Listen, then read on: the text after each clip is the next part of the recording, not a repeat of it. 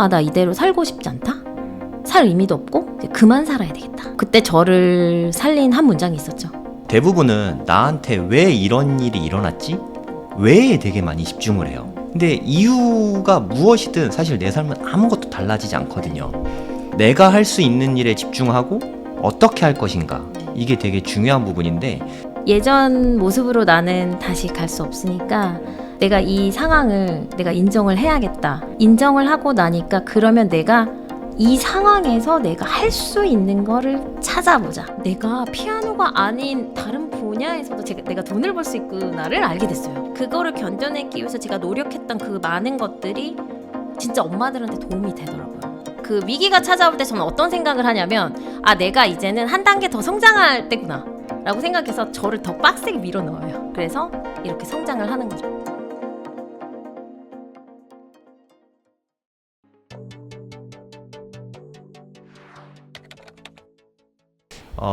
저는 빗소 형님에 대해서 좀 알지만, 네. 저희 듣는 구독자분들은 네. 거의 모르실 거거든요. 네네네. 자기소개 좀 간단하게 해주시면 좋을 것 같아요. 네, 안녕하세요. 저는 아웃풋으로 인생을 바꾼 아웃풋 전문가 비코치 빗소영입니다. 저는 지금 하는 일은요, 저는 피아니스트이자 피아노 강사로 활동을 하고 있고요. 그리고 또 하나의 직업은 크레센도 연구소 대표이고 빗소영이 아웃풋 스쿨을 운영을 하고 있고, 또 아웃풋 강사, 아웃풋 코치로도 활동을 하고 있습니다. 그리고 이제 여기 성 대표님과 웅달님과 함께 고래 동공부도 운영을 하고 있고요. 현재 8살 이번에 학교에 들어가는 남매 쌍둥이 엄마이기도 합니다. 빗소 형님은 그 어렸을 때 놀이 할 때 뭐 하고 주로 많이 놀았어요? 저는 어렸을 때 주로 피아노를 치면서 놀았던 것 같아요. 아, 피아노 치는 게 놀이였어요? 네. 피아노 치는 거 자체가 재밌어요? 아주 어렸을 때는 그냥 엄마가 시켜서 했던 것 같은데, 네. 중학교 올라와서는 진짜 제가 피아노를 치고 싶어서 했던 것 같아요. 그러면 어렸을 때는 타의적으로 했고, 중학교 때부터는 치고 싶어서 쳤고. 네, 그렇죠. 그럼 이렇게 제가 그 사진 본 적 있거든요. 피아노 이렇게 치는 뭐 네. 그런 어렸을 때 치던 모습들. 네. 뭐 대회 같은 거 나간 거예요? 네, 대회 같은 거 나갔죠. 입상해보고 그랬어요? 그쵸. 7살 때 피아노를 쳤는데요. 8살 때 콩쿠르 나가가지고. 오, 8살 때? 네, 8살 때 콩쿠르 나가서, 그때는 콩쿠르이 그렇게 많지 않았거든요. 네. 그래서 뭐, 이제 전학년을 대상으로 콩쿠르를 진행했고, 네. 거기에서 이제 대상, 금상 이렇게 줬는데, 그때 대상 탔던 언니가 6학년 언니였고, 저는 1학년이었는데 내 금상을 탔었었죠. 이야, 1학년 때부터? 네. 보통 그랬죠. 1학년이 입상은 잘 못하잖아요. 초1 말하는 거죠? 네, 초등학교 1학년이죠. 네, 엄마가 엄청나게 시키셨죠. 네.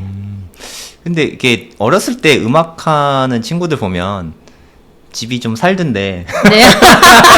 집이 좀 괜찮았나 봐요. 네. 아, 그래도 아빠가 네. 외국인 회사 다니셨고, 네. 네, 그래서. 피아노를 하신 게 그럼 부모님이 이렇게 음악 쪽을 좀 하신 거예요? 네, 아니요. 전공은 하시진 않았는데, 이제 엄마 아빠가 이제 음악을 되게 좋아하셔가지고, 이제 음악적인 환경을 되게 많이 접할 수 있었던 것 같아요. 그래서 뭐 아침에 일어날 때 아빠가 클래식을 틀어서 일어나게 와. 해주셨고, 그리고 항상 뭐 놀러 갈 때나 이럴 때 차 안에서 이제 음악이 항상 흘러나왔었고, 음악회도 또 많이 다녔었고, 그러니까 아버님이 클래식 쪽을 좋아하셨나 봐요. 네, 저보다 클래식을 더 많이 아세요. 전공한 저보다. 네. 그럼 지금도 클래식 많이 들으세요? 아, 저요? 저 듣죠. 네. 클래식 들으시는구나. 네. 아침에 이렇게 클래식 들으면서 뭐 잠에서 깨고 뭐 이렇게 하시는 저희 아이들을 또 그렇게 깨우고 있고, 네. 그리고 운전할 때도 93.1, 네, 클래식을 항상 틀고 있죠. 그러면 어머님이 이렇게 어렸을 때 많이 시켰다고 하셨는데, 네. 그게 좀 뭐 싫거나 하진 않았어요? 그때 당시는 싫다고 느끼지는 못했던 것 같아요. 좋다 싫다가 네, 딱히 그런 게 있어요. 아니고 네. 그냥 해야 되나 보다. 그냥 하는 그렇게. 거구나. 네, 그냥 하는 거. 자연스럽게. 네, 자연스럽게.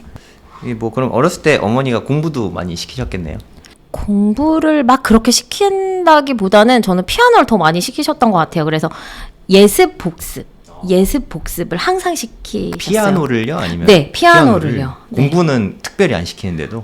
공부도 시키셨긴 했지만 그래도 피아노에 비하면 그래도 덜 시키신 거죠. 물론 과외는 했어요. 네, 과외는. 덜 시켰지만 과외는 했다. 네, 과외는 뭐, 네. 뭐 수학이랑 영어는 네, 고등학교 영수. 때까지 계속 아, 했어요. 많이 했네요. 네. 그리고 아빠가 영어를 워낙 동시통역도 하시고 번역도 하시고 하셨기 때문에 집에 뭐 백과사전이 다 영어로 돼 있었고 그래서 그런 환경들은 뭐 자연스럽게 있었던 것 같아요. 빗소영님이 원래 피아노 쪽 일을 하셨다고 들었거든요. 네. 피아노 쪽 일을 하다가 자기계발 강의, 아웃풋 강의 이런 강의들을 하시게 된 계기가 좀 궁금하거든요. 네, 저에게 정말 큰 위기가 있었는데요. 2017년에 제가 쌍둥이를 임신을 하게 됐고 그 이후에 제 삶이 정말 많이 변했어요. 네, 이제 제가 되게 키도 작고 이제 상체도 되게 짧아서 그냥 한 명만 임신하기도 되게 어려운 몸매인데 제가 임신을 했다고 가서 아기집을 봤는데 아기집이 2개인 거예요. 그래서 선생님도 놀라시면서 지금 이 몸에 2명의 아이를 품기는 너무 힘드니까 이제 아이가 나오는 이렇게 이제 경부라는 길이 있는데 거기를 이제 묶었으면 좋겠다고 하셔가지고 그래서 거기를 이제 2번을 꽉 묶었어요. 그래서 그 수술이 제왕절개 하는 것만큼 되게 아팠어요. 그래서 그거를 겪고 나서 어떻게 보면은 제가 할 수 있는 일들을 좀 더 많이 내려놨죠. 그래서 제가 선택해야만 했어요. 그때 당시에 내가 엄마의 삶을 아이를 지키기 위한 삶과 그 다음에 나의 커리어 어떤 걸 선택해야 될까. 그래서 저는 아이들을 지키는 그 엄마의 삶을 선택을 했어요. 그래서 일을 다 그만뒀고 그리고 계속 누워 있었고 아이들을 지키기 위해서 저의 그때 목표는 아이들을 인큐베이터에 넣지 않는 게 목표였어요. 그래서 계속 누워서 밥을 먹었고 그리고 좀 긍정적으로 생각하려고 많이 노력을 했고 태교도 되게 열심히 했고요. 또 제가 또 피아노를 전공하다 보니까 피아노로 음악을 또 많이 듣기도 했고 그래서 최선을 다해서 아이들을 지키는 게 저의 목표였던 것 같아요. 그 대신 내가 아이를 낳으면 나는 이제 내 삶을 찾을 거야. 다시 돌아갈 거야. 해서 이제 대타들을 이렇게 썼었죠. 대타라고 하는 거는 뭐 연주 뭐 이런 뭐 거. 연주도 있었고요. 뭐 반주자 자리도 있었고, 뭐 레슨 자리도 있었고, 여러 가지 이제 그래서 저를 대신할 분을 이제 그리고 제가 다시 복귀했을 때 제가 또 다시 복귀할 수 있게 그렇게 했었는데 저도 그렇게 될 줄 알았어요. 그리고 계획대로 그러니까 될 줄 알았죠. 출산하고 몸조리만 하고 다시 돌아가야지. 네, 그렇게 돌아갈 거라고 생각을 했는데 인생은 제 계획대로 되지 않았죠. 어떻게 그렇게 됐냐면은 제가 이제 제왕절개 수술을 했는데 이제 배가 엄청 많이 나왔었거든요. 그래서 이제 수술실에서 누워서 이제 이렇게 하반신 마취만 하고 아이들이 소리를 듣고 싶어가지고 하반신 마취만 했었는데 근데 첫째가 태어나서 이제 울음소리가 들렸어요. 근데 둘째가 나와야 되는데 막 이렇게 되게 부산한 소리가 막 들리는 거예요. 막 이런 소리가 들리는 거예요. 그래서 나중에 알고 보니까 둘째가 제 갈비뼈에 머리가 여기가 이렇게 껴가지고 나오질 못해서 네. 제가 자궁을 이제 이렇게 세로로도 절개를 했어요. 아. 원래는 제왕절개 수술을 하면 이렇게 가로로 절개를 하거든요. 근데 저는 가로로 또 절개를 하고 세로로도 절개를 하게 된 거죠. 그리고 그때 맥 수술을 했던 그 묶은 것들을 같이 수술하면서 이렇게 풀면서 근데 이게 또 후유증이 되게 많이 남아서 이제 몸이 이제 만신창이가 돼버린 거죠. 그래서 뭐 무통주사도 들지도 않았고 그리고 아이들을 보러 가지도 못했고 네. 그럼 처음 아기 낳고 애들을 처음 대면한 게 몇 네. 시간 있다가 보신 거예요? 일단 사진으로 먼저 봤고요. 그 다음 날 잘 걷지를 못해가지고 뭔가에 계속 의존해서 진짜 노력해서 가서 이제 아이들을 봤죠. 아, 그래도 걸어가서 보셨어요? 그 네네, 몸으로? 앉지를 못했어요. 아, 의자에 앉지를 못했기 때문에 휠체어 탈 수도 없었고. 네. 네. 근데 뭐 너무 힘들었을 것 같아요. 체력적으로 몸이나 뭐. 그런 것도 있었지만 제가 또 임신 초기에 그 소양증이라는 거를 겪었거든요. 근데 소양증이 이제 호르몬 변화가 쌍둥이다 보니까 호르몬 변화가 너무 심하다 보니까 이제 소양증이 어떤 거냐면 우리가 모기를 물리면 이렇게 하얗게 되잖아요. 근데 그게 되게 넓게 염증이라고 해야 되나요? 하여튼 이게 모기 물린 것처럼 넓게 이렇게 하얗게 되면서 이게 온몸으로 돌아다니는 거예요. 두피, 뭐 손 여기까지 다. 근데 이게 엄청 간지럽고 너무 뜨거웠어요. 그래서 그런데 그거를 이제 병원에 가면은 주사를 맞고 약을 먹으면 날 수 있는데 임신을 했잖아요, 제가. 그래서 약도 못 먹고 그래서 제가 어떻게 버텼냐면은 고보습 로션 바르고 수딩 젤 바르면서 그렇게 이제 버텼죠. 약 먹기는 좀 위험하니까. 아, 그쵸. 네, 약을 먹을 수는 없었으니까 그렇게 이제 그러니까 아이들을 생각해서 버틴 거죠. 어떻게 보면은. 네. 임신 기간이 꽤 긴데 되게 고생하셨네요. 이게 엄마여서 가능한 일이었던 것 같습니다. 네. 그리고 그렇게 어렵게 출산을 하셨잖아요. 네. 출산 직후 어떤 일들을 겪었는지. 이제 출산 직후에 저는 아이들을 얻고 저를 잃었다고 생각했어요. 그러니까 제 몸을 잃었다고 생각을 했고, 네, 앞으로 돌아갈 수 없다는 네, 그런 느낌이었어요. 이제는 나는 없다. 나는 없다라고 생각이 들다 보니까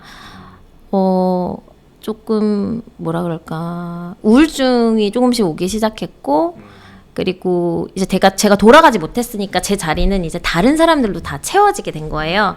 그러면서 되게 자신감 높고 자존감 높았던 제 모습은 찾아볼 수 없었고 그냥 내 몸 하나도 통제할 수 없고 내 몸도 내가 제어할 수 없는 그런 사람이 되어버린 거예요. 그러니까 나는 나름대로 커리어도 잘 쌓아오고 실력 네. 있는 자신감 뿜뿜한 사람이었는데 출산을 하고 나서 몸이 이제 너무 안 좋아지고 네. 애들을 낳는 대신에 이제 내가 없구나. 네. 내가 돌아갈 자리도 없구나.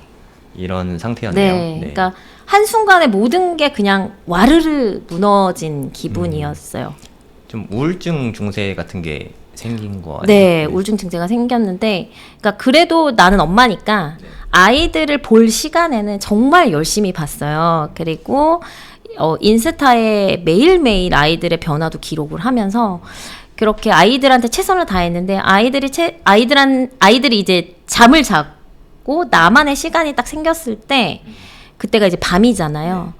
전 밤이 되게 무서웠어요. 왜 그러냐면 밤이 되면 혼자 딱 있으니까 뭔가가 저를 밑으로 끌어내리는 듯한 느낌? 그러면서 막 뭔가에 막 확 휩싸이는 느낌이 막 이렇게 들었어요. 그러고 막 그냥 가만히 있는데 눈물이 막 나고 나 왜 살고 있지? 약간 이런 생각? 산후 우울증이 또 되게 세게 온 네, 거기도 하네요. 그쵸. 네. 산후 우울증도 세게 왔고 자존감이 진짜 무슨 바닥으로 떨어졌죠, 그냥. 그러니까 이 자존이라는 거 자체가 저를 어떻게 보면은 존중하는 마음인데 제가 싫었던 것 같아요. 그냥 제 변한 모습이. 그러니까 갑자기 내가 이렇게 멋이 없어진 거죠. 쉽게 말해서. 네, 그렇게 자신감이 있다가. 네, 그냥 저를 잃어버렸어요, 그냥. 그 기간이 얼마나 됐어요? 이렇게 우울증을 고통받는 시간이. 아이들을 2017년 9월에 낳고 그리고 거의 그 우울증 증상이 1년 정도 됐는데 어느 순간에 그게 내가 너무 극한으로 다른 날이 있었는데 정말 벼랑 끝까지 갔다고 생각했어요. 어느 날에 나 이대로 살고 싶지 않다. 그리고 살 의미도 없고 살고 싶지도 않고 이제 그만 살아야 되겠다. 이런 생각 갑자기 들기 시작하면서 되게 무서웠어요. 되게 무서워서 벼랑 끝까지 가서 내가 이걸 어떻게 해야 되지? 이런 불안감에 휩싸였을 때 그때 저를 살린 한 문장이 있었죠. 그때 제가 김미경 강사님을 조금 좋아했었는데 그때 김미경 강사님께서 엄마의 자존감 공부라는 책을 내셨거든요. 그때 분당에 저자특강을 오신다는 소식을 듣고 제가 그때 배도 되게 아파서 복대를 차고서는 가서 임신 후죠? 출산 후죠. 네네. 네, 출산 후에 이분 거는 왠지 내가 가보고 싶다 해서 복대를 차고 갔어요, 그때. 근데 그때 김미경 강사님이 그 강의에서 해주셨던 그 문장 하나가 저를 살렸다고 생각해요. 되게 궁금하네요. 네, 뭘까요? 그 문장이 엄마가 행복해야 아이가 행복하다라는 뜻이었어요. 되게 의미심장하네요.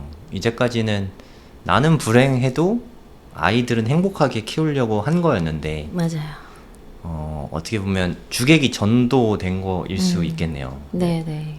그 말을 듣고 가슴이 울린 다음에 어떤 일들이 있었죠? 딱 그 문장을 들었을 때 저한테 땡 하고 왔었던 게 뭐였냐면 맞아, 내가 나를 잃었다고 생각했지만 나한테는 엄마라는 게 있었지. 그거를 내가 잊고 살았구나. 그걸 다시 깨달으면서 그래, 내가 행복해야지 아이들한테 더 많은 좋은 영향을 끼칠 수 있겠구나 라는 생각이 확 들면서 제가 생각이 확 바뀌기 시작했어요. 그러면 나부터 좀 행복해져 봐야겠다. 왜냐면 내가 아무리 아이들한테 잘해준다고 해도 그 영향이 그대로 엄마가 우울해하는 자존감 낮은 이 모습이 아이들한테 그대로 갈 거라고 생각이 들었거든요. 그래서 정말 그 문장이 저를 살렸다고 말씀을 드린 게 네. 정말 죽고 싶다, 나 이제 그만 살고 싶다라는 생각이 갑자기 확 안 들게 됐어요. 그래서 그 문장을 통해서 제가 어떻게 변화를 했냐면, 아, 그러면 내가 행복하기 위해서 뭘 할 수 있지? 내가 언제 행복했지? 요거를 생각을 하게 됐어요. 내가 언제 행복했냐 생각을 해보니, 나는 조금 새로운 거 좀 배우고, 그리고 그다음에 제가 책을 읽는 걸 되게 좋아하거든요. 그래서 네. 책 읽고 이러면서 조금 나를 찾아가 보자. 그래서 2019년부터 1월부터 나를 찾는 여행, 이렇게 제가 프로젝트를 붙여서 나를 찾는 여행을 시작하게 됐어요. 그때 제가 했던 거는 그동안 하지 않았던 걸 해보자. 새로운 걸 해보자. 네. 그리고 내가 그동안 내가 읽고 싶었던 책을 읽었다면 내가 읽고 싶은 책이 아니라 정해져 있는 지정도서가 있는 무슨 프로그램에 계속 들어가자. 왜냐면 제가 지금까지 했던 거를 계속 한다면 저는 변화가 없을 거라고 생각을 했거든요. 네, 현명한 생각을 하시네요. 네. 그래서 계속 새로운 거를 도전하는 거, 네. 그동안 안 해봤던 거 하는 거. 그 대신 그때 제가 엄마들 있는 프로그램은 안 들어갔어요. 왜 그랬냐면 저한테는 그때 어떻게 보면은 자기 개발에 관련된 그런 나를 찾는 여행이 위로를 받고 싶어서 들어간 게 아니었고 내가 살려고 했던 거였기 때문에 엄마들 프로그램에 들어가면 제가 위로 받고 싶고, 그래서 앞으로 나아가기보다는 또 슬퍼지고 또 이렇게 될 것 같은 왠지 그런 느낌이 들더라고요. 그래서 엄마들 프로그램에 초반 안 들어왔어요. 그래서 계속 그냥 일반적인 사람들과 그냥 하고, 그리고 저는 비교를 하지 않았어요.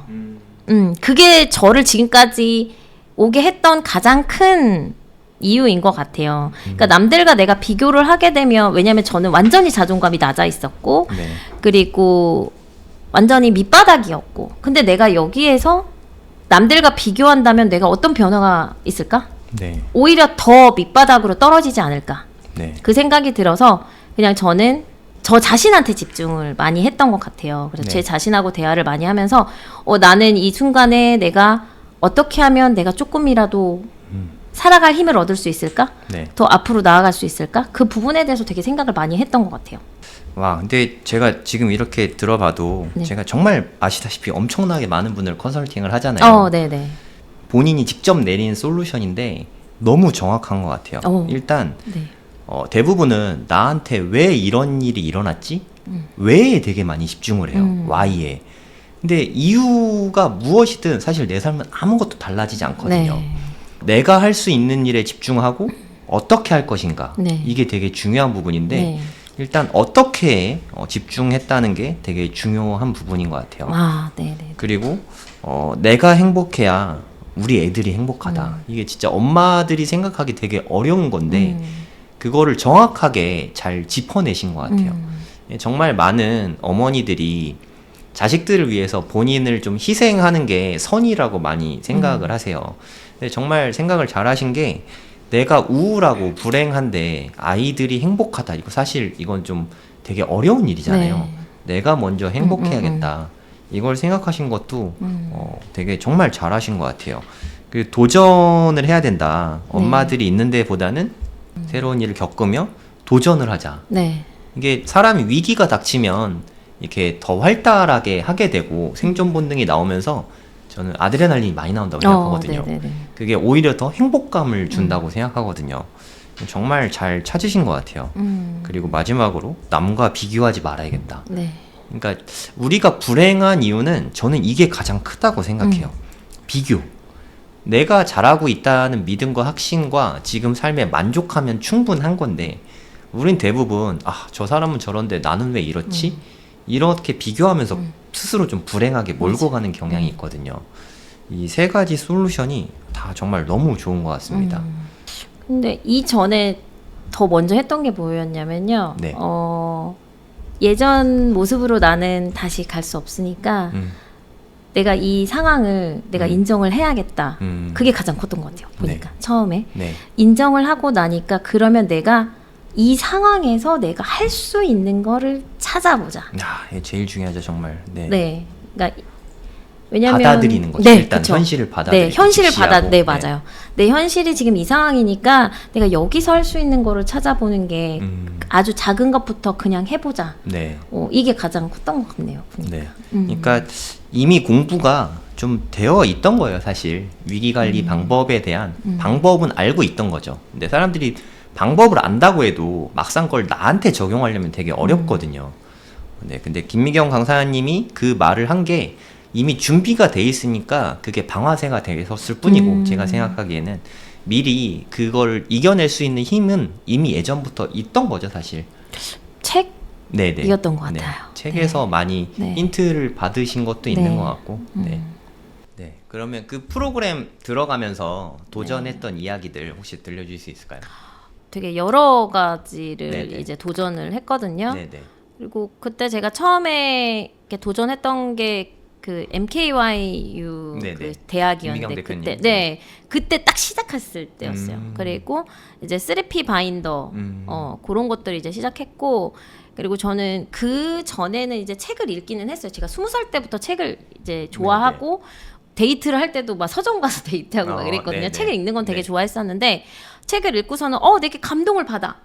감동 맞아 이렇게 하고서는 들어보면 좀 까먹고 약간 그런 것들이 있었거든요. 네네. 물론 뭐 줄을 치고 뭐 하나라도 적용해보자 이런 생각은 했지만 그러면은 내가 좀 변하려면은 내가 그 전에 했던 것보다는 조금 다른 걸 해봐야 되지 않을까? 그래서 좀 삶에 적용하는 독서, 그다음에 실용 독서 이런 거를 이제 검색을 해보다가 이제 박형곤 코치님이라는 분을 이제 온라인으로 알게 됐고요. 그땐 요즘에는 이제 온라인 프로그램이 되게 많잖아요. 근데 그때 당시 2019년에는 뭐 코로나도 없었을 때고 그런 프로그램도 없었는데 이제 제가 그분한테 이제 댓글을 달았죠. 왜냐면 저는 오프라인으로 갈 수 없으니 제 사연을 쫙 이렇게 쓴 다음에 온라인으로 프로그램을 좀 만들어 달라고 이렇게 했는데 그분이 만들어 주셨어요. 그래서 실용 독서법을 이제 시작을 하게 됐고 그분 덕분에 이제 여러 가지 뭐 디지털 마인드맵이나 뭐 줌이나 그때 저는 2019년부터 줌을 사용했고 그리고 또 제가 되게 열심히 했기 때문에 또 그분이 이제 스텝 제안을 해주셔서 또 스텝님도 하게 됐고 그래서 그때 내가 피아노가 아닌 다른 분야에서도 내가 돈을 벌 수 있구나를 알게 됐어요. 그때 알게 되고 그리고 제가 처음에 강의 시작한 것도 이 박형 코치님이 저를 이렇게 쭉 보시다가 내가 지금까지 본 엄마들 중에 정말 열심히 살고 지금 너무 힘들었던 시기를 너무나도 잘 견뎌내고 지금 하고 있기 때문에 이런 모습들이 엄마들한테 정말 많이 도움이 될 거다 해서 그때 처음으로 강의를 제가 시작하게 됐죠. 그때가 2020년 8월이었던 것 같아요. 네. 그때 이제 강의를 딱 시작하면서 제가 그때 느낀 건 내가 되게 힘들고 고통스럽고 이런 이제 시기들이 있었고 그거를 견뎌내기 위해서 제가 노력했던 그 많은 것들이 진짜 엄마들한테 도움이 되더라고요. 용기가 됐고 희망이 되게 됐었고 그리고 제가 한 단계 한 단계 저만의 단계를 만들어서 이제 했던 그 아웃풋 독서에 관련된 것도 한번 정리를 해보니 이게 단계가 만들어졌고 그걸로 이제 또 어떻게 보면 강의를 또 하게 되고 이게 점점 이렇게 퍼져 나가게 된 것 같아요. 한번 생각을 해봤어요. 내가 어떻게 이렇게 나가게 됐을까? 저는 저한테 사소한 일은 없는 것 같아요. 그래서 모든 일이든 최선을 다해야 된다고 생각을 하는데 그게 뭐 어떤 프로그램에 들어가서 미션을 하거나 뭐 사람들을 만나서 무언가를 도와주거나 이럴 때도 최선을 다해서 도와주는 것 같아요. 그러다 보니까 그런 모습을 이제 보시고 이제 그런 제안도 해주시고 그랬던 것 같아요. 그래서 좀 새로운 일들을 좀 많이 해볼 수 있었던 것 같아요. 네. 그러니까 저는 빗소 형님 이제 알게 된 지 아직 1년도 안 됐는데 너무너무 열심히 사시거든요. 뭐든 다 열심히 하는데 저는 되게 의외였는데 아니 왜 이렇게 돈 안 되는 일을 이렇게 열심히 하지? 이런 게 저는 되게 의아했어요. 이게 돈 버는 게 되게 중요하다. 돈을 좀 약간 좀 좀 이렇게 천하게 여긴다는 느낌도 좀 있고 그런 분들이 있으시니까 선비 같은 느낌 이런 게 좀 있으셔서 제가 돈 버는 게 되게 중요하다. 돈 버는데 좀 집중해봐라 이런 말씀을 좀 많이 드렸던 것 같아요. 네네네네. 네, 지금은 어떻게 바뀌었는지 좀 궁금하거든요. 빗소영에게 돈이란? 아, 저한테 돈이란 이게 제 사명이랑도 조금 연관이 될 수 있을 것 같은데요. 이제 제 사명이 저는 이제 변화와 성장을 원하는 사람들에게 저의 전문성과 그러니까 노하우를 바탕으로 그들이 이제 다양한 경험을 하고서 그분들의 이제 잠재력을 끄집어내서 그분들이 변화를 이룰 수 있게 그렇게 만들어주는 이제 코치이자 강사이자 작가가 되는 게 이제 제 비전이거든요. 그래서 저는 한 사람 한 분 한 분 한 분이 되게 중요했어요. 그래서 이제 어떻게 보면은 돈이 안 되는 일이라고 느끼셨을 수도 있으실 것 같아요.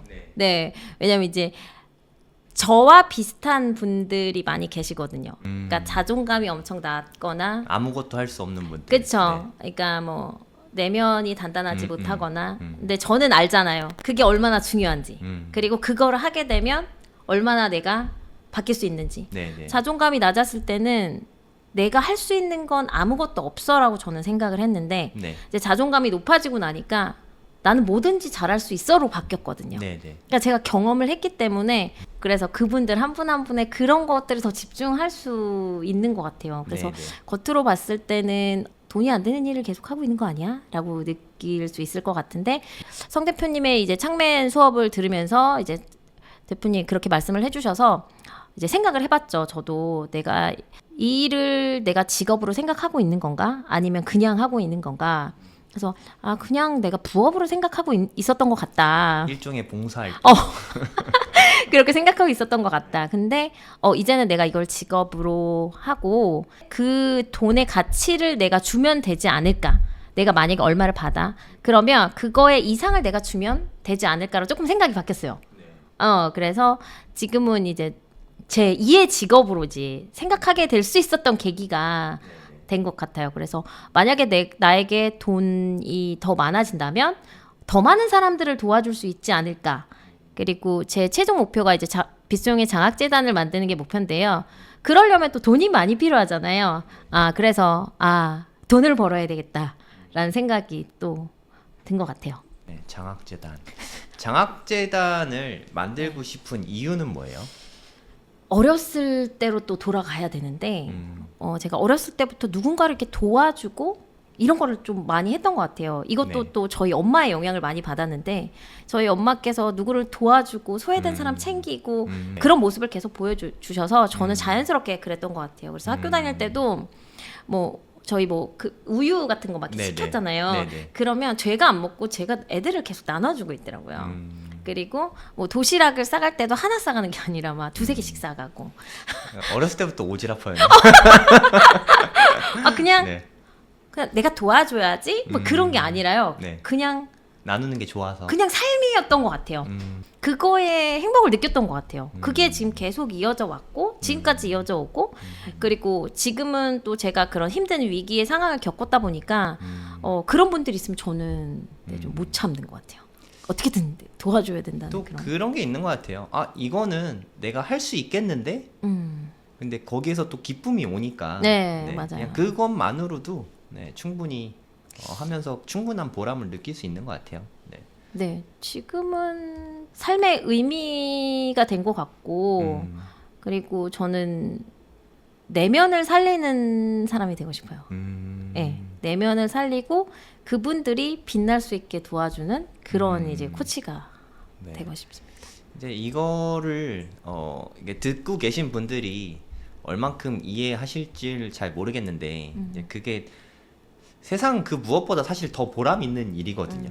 그러니까 정말 아무것도 할 수 없을 만큼 자존감이 밑바닥까지 떨어진 분들은 경험이 없는 분들이 이해 못 하시겠지만 그런 분들은 정말 내가 할 수 있을까 해서 되게 무기력하고 있는데 이분들이 조금씩 더 활약할 수 있게 해주는 것만으로도 정말 이거는 사람을 살리는 일이라고 네. 생각하거든요. 의학적으로 몸보다도 이렇게 정신적으로 건강해지는 게 훨씬 중요하잖아요. 네, 맞아요. 네, 우울증에서 뭐 극단적인 선택을 하는 케이스도 되게 많고 저는 정말 사람을 살리는 일이라고 네. 생각하거든요. 몸을 살리는 게 의술이라면 정신을 살리는 건 인술이라고 생각하거든요. 인술. 네. 인술을 시행하는 의사라고 생각합니다. 네. 되게 중요한 부분인 것 같아요. 이것보다 뜻깊은 일은 많지 않을 것 같아요. 네. 또 이렇게 얘기해 보다가 또 네. 제가 말씀을 안 드린 부분이 하나 있는데 제가 그렇게 극단으로 갔다고 이제 벼랑 끝까지 네. 갔다고 말씀을 드렸는데 그때 또 한 가지 사건이 또 있었어요. 변액보험이라고 아시죠? 네, 알죠. 네, 그때 제가 한참 뜨거웠죠. 네, 뜨거웠을 때 네. 그때 이제 제가 아이를 낳고 나서 그때 무렵이었는데 이제 변액보험을 들고 이제 뭐 투자하고 근데 그때는 저는 이제 경제적인 그런 건 잘 모르고 있었거든요. 그리고 그때 워낙 이제 자존감이 낮아 있었고 그분이 하시는 얘기를 곧이곧대로 다 믿은 거죠. 그래서 중도 인출을 해서 나한테 보내주면 이걸 미국 주식에 투자를 해서 더 많은 돈을 벌게 해주겠다. 그 전에는 누가 사기를 당해 그렇게 생각했었거든요. 네, 네. 근데 제가 그러고 있더라고요. 그래서 제가 생각을 해봤어요. 내가 왜 그렇게 됐을까? 내가 자존감이 낮아서 그랬구나. 자존감이 낮았기 때문에 선택을 제대로 된 현명한 선택을 할 수 없었구나. 그 생각이 들었어요. 그때 제가 그 아픈 배를 부여잡고 경찰서로 왔다 갔다 했어요. 이게 이제 몇 천만 원이었기 때문에 금액도 컸네. 네, 그래서 경찰서에 왔다 갔다 하면서 이대로 정말 나 죽을 것 같다는 생각이 또 들어서 어떻게 했냐면요. 그냥 그 돈을 포기했어요. 이게 진짜 쉬운 게 아닌데. 네, 그러니까 저를 위해서 그냥 저를 위해서 포기했어요. 그러니까 저를 위해서 포기를 하고 이제 그 김희영 강사님의 그 문장도 듣고 하면서 제가 어떻게 보면은 회복을 할 수 있어서 제가 지금 이제 투자를 하고 있거든요. 미국 주식도 하고 있고 한국 주식 투자를 하고 있는데 지금은 제가 좀 자존감도 높아졌고 저만의 주관이 있고 이제 공부도 하고 했으니까 제 의지대로 제 기준대로 지금 투자를 하고 있죠. 그러니까 대부분 이렇게 사기 당하는 분들이 좀 연세 있으신 어르신들이 많아요. 같은 맞아요. 맥락이라고 생각해요. 그러니까 분명히 제대로 판단하실 수 있는 능력도 다 있는데 자존감이 떨어지면 누군가에게 사람한테 의지하게 되거든요. 맞아요. 그래서 누가 좀 멋있어 보이는 똑똑해 보이는 사람이 말하면 그러니까 쉽게 말해서 그냥 혹하게 되는 것 같아요. 그리고 사기꾼들은 대부분 거기에 재능을 좀 많이 타고나서 맞아요. 평소에 준비해 두지 않으면 그렇게 당하는 건 한순간인 것 같아요. 정말 몇 천만 원에 아주 뼈저린 그 공부를 한 것 같아요. 진짜. 고래동 공부에 49,000원이면 공부할 수 있어요. 그러니까요, 그렇죠. 그렇게 비싼 돈 들이지 않아도 되는데 너무 많이 들이셨네. 그러니까 그때 대표님 알았어야 되는데 정말 그러니까. 너무 아쉽네요. 네. 최소한 저한테 대표님 이거 어때요? 하면 그거 하지 그쵸, 말라고라도 했을 맞아요. 텐데. 그랬을 텐데. 근데 제가 그런 위기를 겪지 않았으면 대표님 만날 수도 없었기 때문에. 그럴 수도 있죠. 네. 그럴 가능성이 높기도 하고. 네. 지금 피아니스트 활동도 피아노 쪽 활동도 계속 하고 계시고 아우크스쿨 크레선도 연구소 활동도 이렇게 많이 하시고 그리고 육아도 많이 하시고 계신데 어떻게 일도 많이 하면서 육아를 병행하고 계시단 말이에요. 그러니까 수많은 육아하고 계신 어머니들이 가장 고민이 육아와 일을 같이 하기가 너무 힘들잖아요. 네, 맞아요. 근데 지금 빗소영님은 하고 계시단 말이에요. 그 비결이 어디 있을까요? 정말 궁금하거든요. 비결은 제가 생각을 해보면 뭐 비결이라고까지 할 필요는 없고 저는 그런 말 있잖아요. 3살 버른 여든까지 간다? 네. 그런 말이 있는데 저는 신생아 버른 여든까지 간다고 생각했던 것 같아요. 아주 어렸을 때부터 좀 아이들을 주도적으로 키워야 되겠다 생각을 많이 해서 4살? 3살, 4살 때부터 아이들을 주도적으로 키우려고 되게 많이 노력을 했어요. 그래서 혼자서 뭐든지 할 수 있게 그 대신 이제 인내심이 많이 필요했죠. 혼자서 할 수 있게 이렇게 앞에서 계속 바라봐주고 아이가 뭐 하나하나 하는 것도 이제 뭐 안 된다고 하면 뭐 다시 할 수 있게 도와주고 옆에서 이렇게 계속 바라봐줬어요. 솔직히 많이 힘들었어요. 많이 힘들긴 해도 저는 좀 미래지향적인 사람이라서 좀 멀리 봤죠. 지금의 이게 힘든 거는 별로 힘든 거라고 생각을 안 하고 이제 나중을 생각한 거죠. 왜냐하면 저는 아이도 잘 키워야 되고 그리고 저는 엄마가 잘 뭐든지 할 수 있어야 아이가 그 모습을 보고 자란다고 생각하거든요. 뭐해 이런 게 아니라 엄마가 그 모습을 보여주면 아이들은 자연스럽게 따라온다고 생각을 해서 함께 성장, 엄마도 성장하고 아이도 성장하는 그런 분위기를 만들어주고 싶었어요. 그래서 지금은 저희 아이들이 대부분 혼자 하고 있어요. 야, 지금 아기가 몇 살이죠? 이제 8살 이제 이번에 학교를 이제 가거든요. 초일 되는구나. 네, 이제 네네. 이번에 초일 되는데 가는구나. 뭐 아침에 일어나서 아침을 뭐 이렇게 불 쓰는 거나 막 칼 쓰는 거 아닌 이상은 자기네들이 알아서 꺼내서 밥을 이제 밥이라기보다는 이제 빵에서 잼 발라서 뭐 해서 구워서 뭐 아침을 이렇게 알아서 먹는다고. 네, 아침을 알아서 먹고 우유도 해서 먹고 아침에 시리얼 일어나는 것도 알아서 일어나요? 네. 오, 몇 시에 일어나요, 애기들은? 저희 아이들은 지금 8시 반에서 9시 사이에 자거든요. 와, 저녁에 그때 잔다고? 네. 그때 자면은 네, 한 7시 애는 일어나거든요. 네. 그래서 제가 가끔 되게 힘들 때 있잖아요. 그러면은 아이들이 저를 깨우지 않아요. 알아서. 근데 그거는 이제 그동안에 이제 과정이 있었겠죠. 근데 그런 과정을 겪으니까 아이들이 이제 알아서 하고 저희 아이들은 이제 샤워도 이제 혼자 하고 하고 뭐 제가 뭐 머리 말려주는 거는 이런 것들은 하고 그래서 저희 아이들한테 제가 항상 하는 말은 너희들이 먼저 시도해보고 최선을 다하고 만약에 그때 안 됐을 때 엄마를 찾아. 제가 이렇게 항상 말하거든요. 제가 그렇게 하는 이유가 있어요. 왜냐면 저는 그렇게 잘하지 못했어요. 어떻게 잘하셨는데? 저는 정말 온실 속 네. 화초처럼 자랐고요. 그래서 엄마가 모든 걸 다 해주셨어요. 네. 왜냐하면 엄마가 또 되게 센스가 또 넘치시는 분이셔가지고 제가 엄마가 이거 해줬으면 좋겠는데 하기 전에 이미 다 해주시는 네, 분이셨기 때문에 그리고 또 제가 피아노를 치다 보니까 네. 좀 혹시나 손이 다칠까봐 그래서 저는 집안 그 부엌에서 뭔가를 해본 적이 없고 그리고 대부분 엄마가 그냥 다 해주셨어요. 그러니까 자기 주도적이지 네. 못했죠. 되게 귀한 따님이셨네. 이제 한 번 다친 적이 한 번 있어가지고 어렸을 때. 예, 그래서 한 번 여기를 이제 그 토마토를 먹겠다고 칼로 이제 아기 때. 한 초등학교 때였던 것 같은데 그 토마토 위에 있잖아요. 네. 거기를 빼야 되잖아요. 근데 칼로 이렇게 아. 톡톡톡 했는데 안 돼서 팍 찔렀는데 내 손을 여기를 찔른 거죠. 손가락에 관한 일화가 많네요. 네. 그래서 이제 엄마가 이제 네. 모든 걸 다 해주셨던 것 같아요. 그래서 자기 주도적으로 잘하지 못해서 제가 고등학교 때도 혼자서 어디를 못 갔어요. 항상 엄마, 그러니까 아까 의지.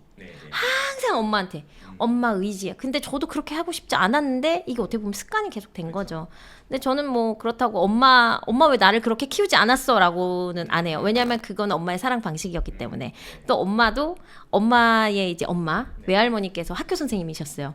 그러니까 학교 선생님이시다 보니까 엄마를 또 못 챙겨주신 거예요. 그러다 보니까 엄마는 또 내가 자식을 낳으면 반대로 너무 잘 챙겨주겠다 한 거예요. 저희 동생이랑.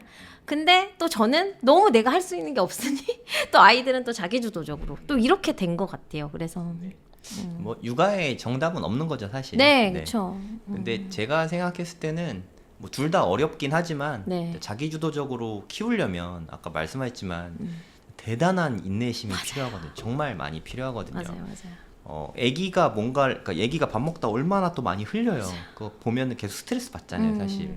그걸 다 참아줘야 되잖아. 되게 어려운 건데 정말 육아를 잘 하시는 것 같아요. 그게 쉽지가 않은데. 그 노하우가 있어요. 그게 많이 흘리잖아요. 네. 그러면 횟집 비닐이 있어요. 횟집 비닐을 저는 되게 많이 사가지고 그 밑에 깔아놨었어요. 그래서 깔아놓고 흘려도 마음 편하게. 네, 그쵸. 깔아놓고 그래 너희가 저희는 아이 주도식도 했거든요. 그래서 네, 혼자서 막 먹을 수 있게. 그럼 밑에 이제 비닐을 딱 깔아놓으면 나중에 한꺼번에 치우면 되니까. 그리고 뭐 모래놀이 같은 거 이거 치우기 되게 힘들거든요. 안 시키죠, 보통. 네, 근데 저는 이제 그거 다 시켰고 한 번에 이렇게 할 수 있게 그런 환경을 좀 많이 만들어줬던 것 같아요. 그래도 못 놀게 하지 않고 놀게 하면서 치우기 편한 게 합리적이네요. 네, 그렇겠죠. 네, 우리 또 책 얘기를 안 할 수가 없는데 네. 어려움을 이겨낸 게 기저에는 저는 어렸을 때부터 했던 독서가 큰 영향을 미친 것 같거든요. 네. 책을 읽으면 인생을 바꿀 수 있다 이런 얘기 저도 정말 많이 들었거든요. 네. 비서 형님도 그런 예 중에 하나인 것 같고 네. 어떤 책을 읽고 어떻게 바뀌었는지 궁금하거든요. 책을 읽으면 바뀐다는 말은 책을 읽기만 하면 바뀌진 않아요. 네, 뭐 중요한 얘기네요. 네, 뭐 책을 많이 읽는다고 바뀌진 않아요. 네. 제가 지금 아웃풋을 되게 중요하게 생각하고 있고 아웃풋 스쿨을 운영하는 이유도 책을 읽어서 바뀐 게 아니라요. 책을 읽고 내 삶에 적용해서 바뀐 거거든요. 이제 정답입니다. 예. 그래서 책을 읽을 때 한 권이라도 제대로 네. 내 걸로 만든다면은 저는 인생은 바뀔 수 있다고 생각을 해요. 그리고 제 인생 책이 있거든요. 제 인생 책이 있는데 첫 번째는 아주 작은 습관의 힘이에요. 아, 네, 네. 그 제임스 클리어. 네, 제임스 클리어. 네. 이제 제임스 클리어가 이제 야구 선수였는데 네. 되게 활약을 하던 야구 선수였는데 이제 연습 도중에 동료 배트에 얼굴을 맞게 돼서 배트예요? 네, 공도 아니고. 네, 배트에 얼굴을 맞게 돼서 얼굴이 30조각이 나게 돼요. 네, 그렇게 한순간에 어떻게 보면 위기가 찾아온 거죠.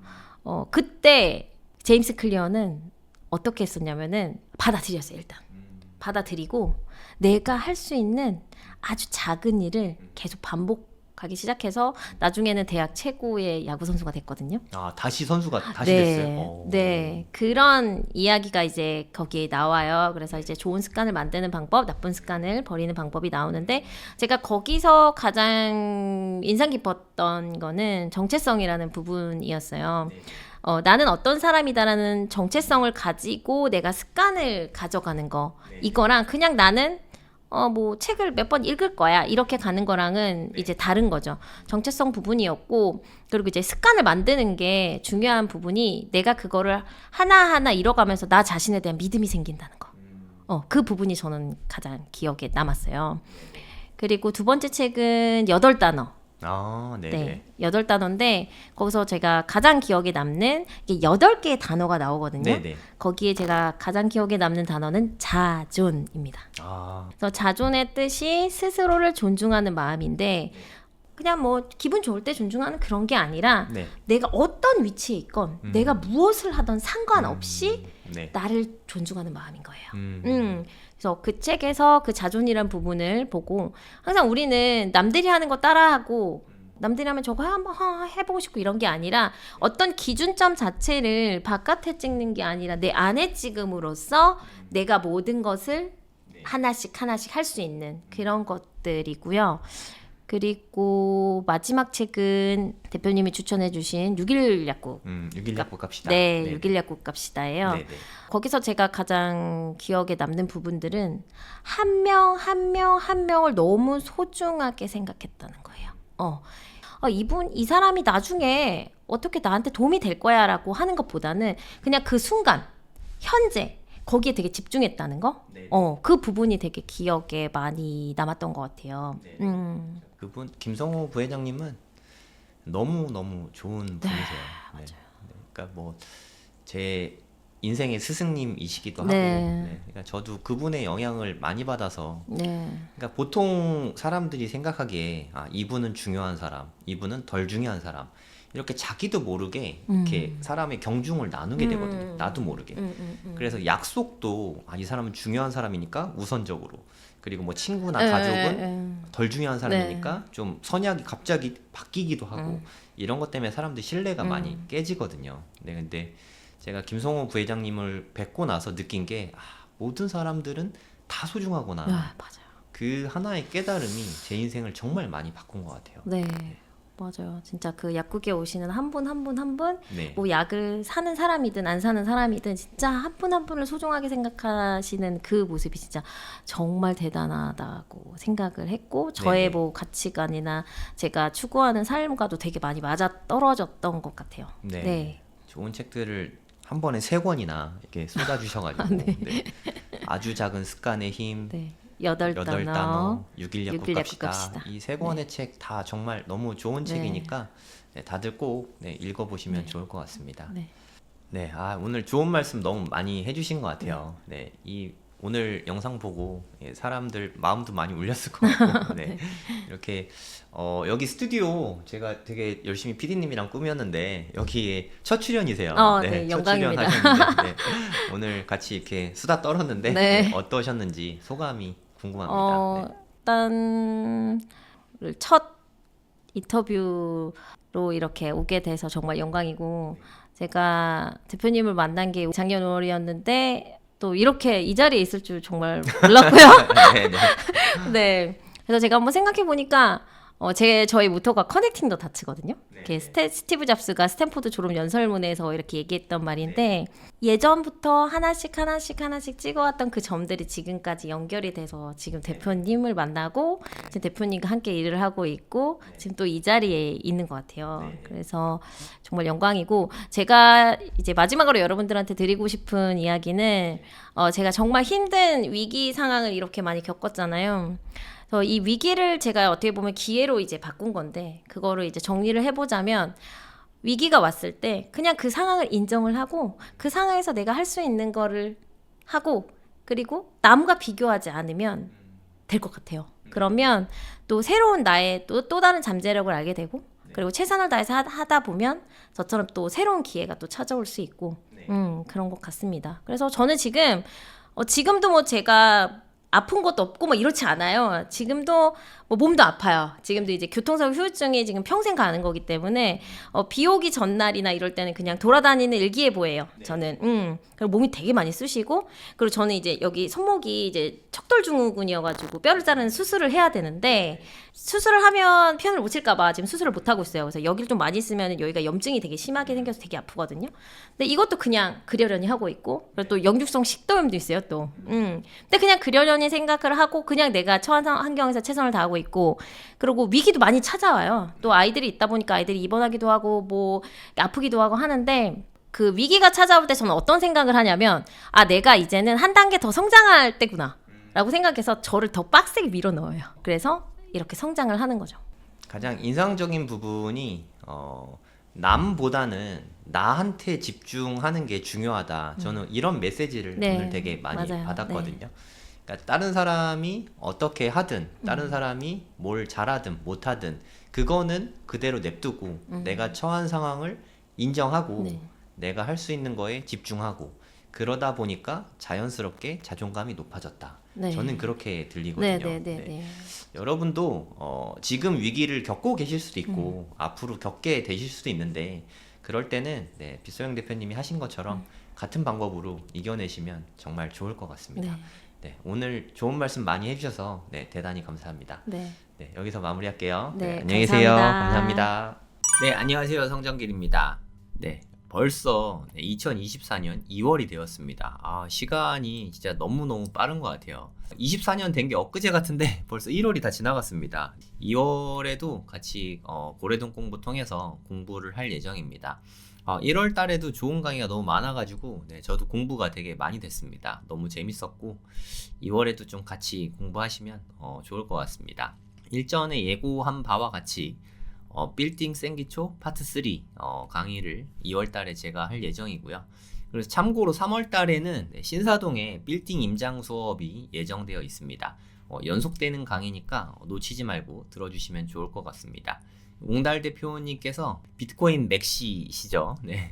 어떤 자산에 투자하고 있는지, 어떤 자산을 좋게 보고 있는지 책을 읽은 것과 전문가 인터뷰한 내용들을 바탕으로 아주 편안하고 쉽게 저희에게 인사이트를 늘 전달해 주시죠. 저 이번 달에도 2월 달에도 어떤 강의를 해주실지 너무 기대가 됩니다. 빗소영 대표님 독서 모임 이끌어주고 계신데요. 발표를 해보는 게 아웃풋을 하는 게 그냥 독서하는 것보다는 무조건 좋거든요. 헐헐 대표님의 책이죠. 부동산 책입니다. 입지센스 책으로 독서 모임을 이끌어 주실 예정입니다. 그리고 헐헐 대표님도 모셔서 입지센스의 저자분이시죠. 부동산 쪽에서는 이미 너무 유명하신 분이라 따로 설명 안 드려도 될 것 같고요. 그리고 인성이 헐헐 대표님 부동산 실력도 부동산 너무 좋으시지만 제가 더 헐헐 대표님한테 감명받는 거는 사실 인성적인 부분이 너무 좋으셔가지고 제가 아는 분들 중에서 인성으로는 탑3 안에 들어가시는 분인 것 같아요. 진짜 제가 정말 좋은 분들 많이 아는데 인성이 너무너무 좋습니다. 요새 비트코인이 되게 화두잖아요. 매수를 현재 하고 있는 거는 비트코인이 가장 주가 되고 있거든요.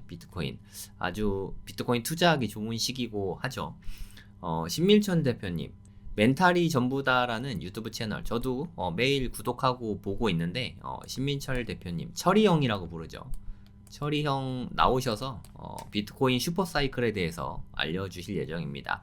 제가 영상이랑 책 좀 보니까 앞으로 향후 2년간 잘 준비해서 경제적 자유를 이루자, 이런 쪽에 대해서 말씀하실 거예요. 비트코인 매수 전략이랑 어떻게 투자해야 되는지, 이런 것들에 대해서 상세히 배울 수 있는 시간이 될 거라고 생각합니다. 그리고 우리 고래동 공부 특성상 실시간으로 하는 수업이기 때문에 이 모든 강사분들에게 질의응답할 시간이 있죠. 저는 그 시간이 정말 좋은 것 같아요. 저랑 같이 수업 들어보신 분들은 알겠지만 제가 항상 1번으로 항상 질문을 하거든요. 저는 이렇게 질문하고 하는 게 저는 너무 좋은 것 같아요. 내가 원하는 답을 들을 수 있다는 거, 그것만으로도 공부가 참 많이 되는 것 같습니다. 이거를 다 포함해서 49,000원입니다. 제가 생각하기에 전 세계 최저가 프로그램이지 않을까. 가성비, 최고의 가성비 프로그램이니까 같이 공부하시면서 발전하시면 좋을 것 같습니다. 그리고 일전에 예고 드린 바와 같이 1, 2, 3월 고래동 공부 1월이든 2월이든 3월이든 아무거나 무엇이든 수강을 하시면 남산 챌린지 도전을 할 수 있습니다. 네, 남산 꼭대기까지 계단길이 있어요. 네, 거기 뛰어 올라가든 걸어 올라가든 같이 올라가는 일종의 제가 주최하는 아주 작은 대회인데 요거 수강 아무거나 하시면 참가비 없습니다. 네, 참석할 수 있으니까 함께 하시면 참 좋을 것 같습니다. 네, 많은 신청 부탁드리겠습니다. 감사합니다.